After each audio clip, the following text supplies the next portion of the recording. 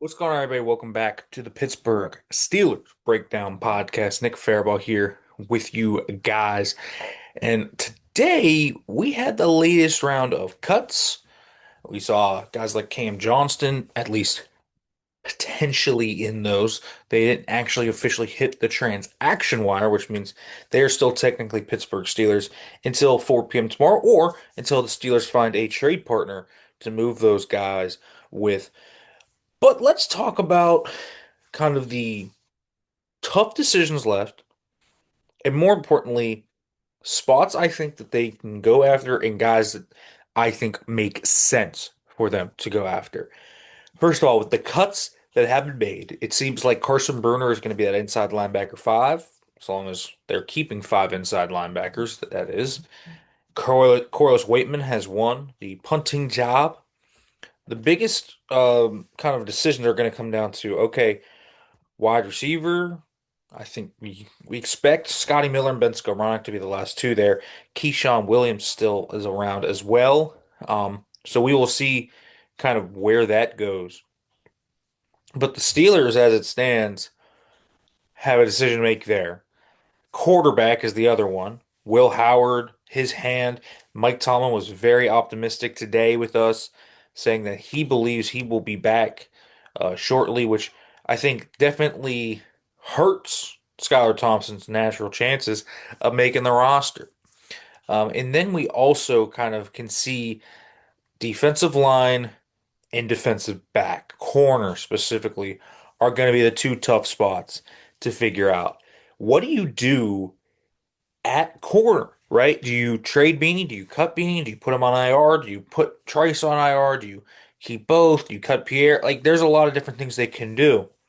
So that DB is going to be the big one. And then D line, Logan Lee, Azazie Otomowo, Isaiah Loudermilk.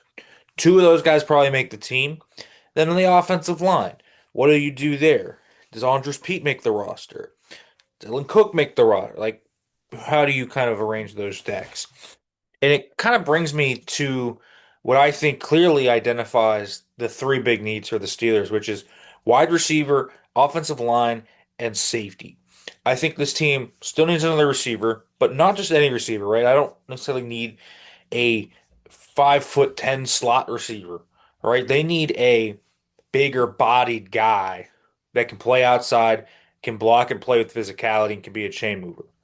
At safety, they don't need just a box safety. They need a free safety, a backup free safety for when Juan Thornhill gets hurt. It's not Chuck Clark back there because he doesn't have great speed anymore. And then the offensive line, they need depth, right?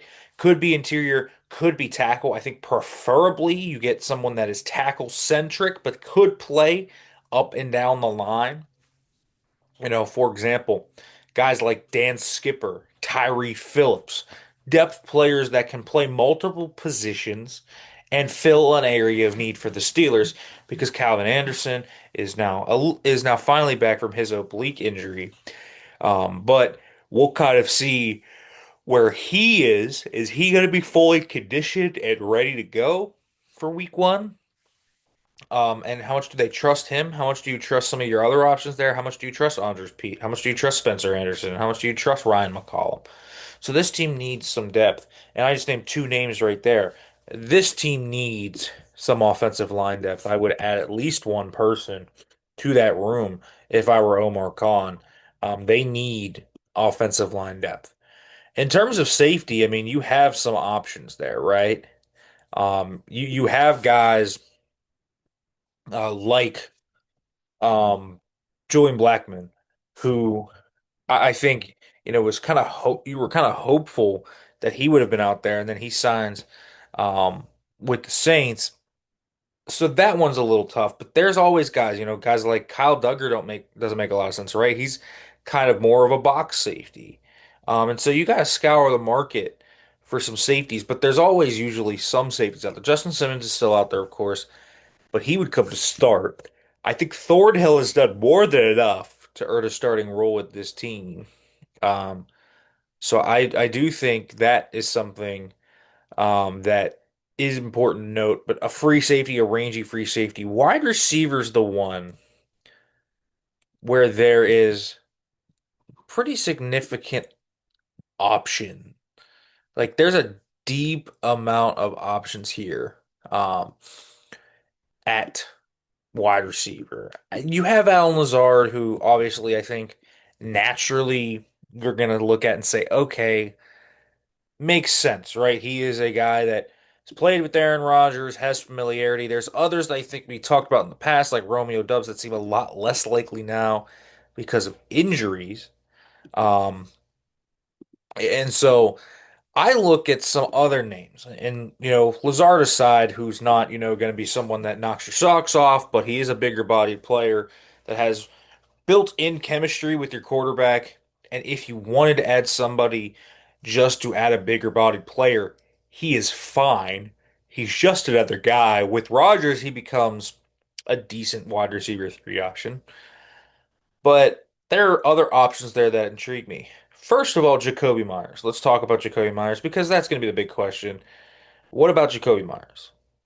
So, just like Terry McLaurin, who's ended up signing his deal today, and that was obviously going to happen. I'm fully expecting at some point this also gets resolved where Jakobi Meyers signs a deal or something happens where it is not a big issue for the Las Vegas Raiders.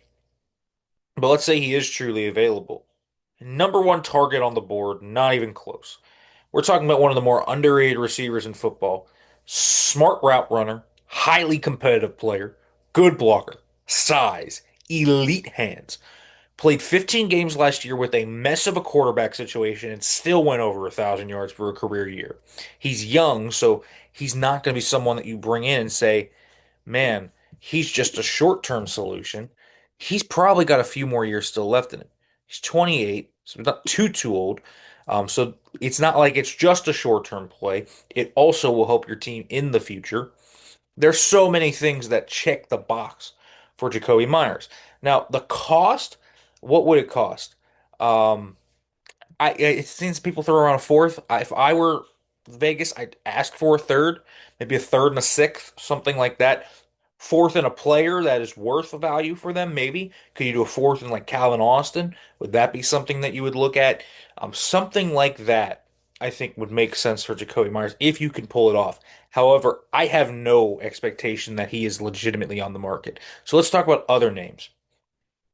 I think about Alec Pierce with the Colts. You can probably get him for a day three pick. I think that would be a shrewd move. He and DK Metcalf very similar. Big time downfield threats have a similar route tree. They're big bodied players, both block, so it kind of fits the theme of the room. And you don't have to do a lot of shuffling if you have that. I don't think it's kind of redundant. I never thought just because you had, for example, when they had George Pickens and DK on the team, people would say, well, skill set's a little redundant.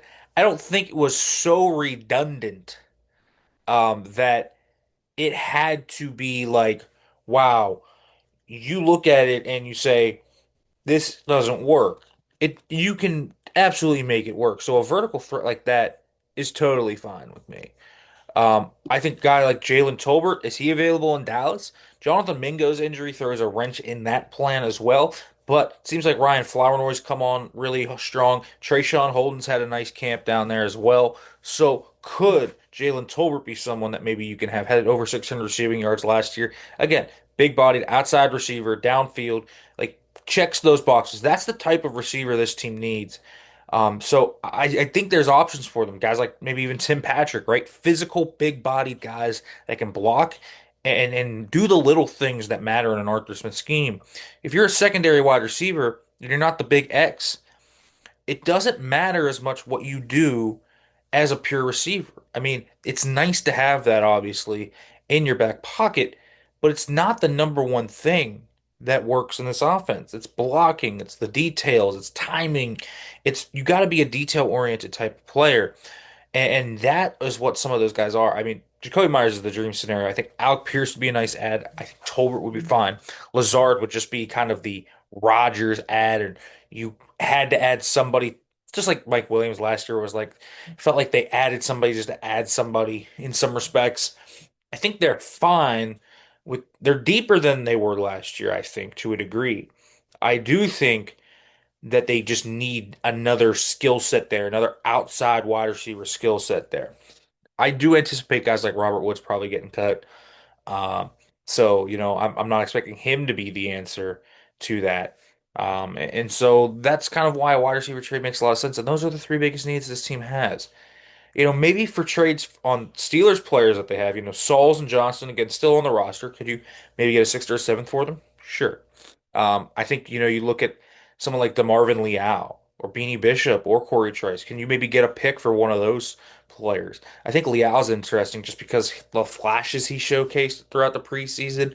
Not sure he's got a spot on the roster. I think the Steelers are kind of stuck with the four they have. Now, maybe one of Leal or Iku Leota did enough to where the Steelers would want the fifth edge over the fifth inside backer. I'm not really expecting that to be a thing. So those are the three needs to me the Steelers have to address, and I would be looking for in the waiver wire, and just some names that I wanted to throw out there for you guys. So make sure to like, comment, subscribe, turn on the notification bell for more. I will be live with John tomorrow. We will be talking about the actual initial 53-man roster and different things that come about with it. So make sure to check that out. Be there tomorrow. Make sure to like, comment, subscribe, turn on the notification bell for more, everyone. Thanks for the support.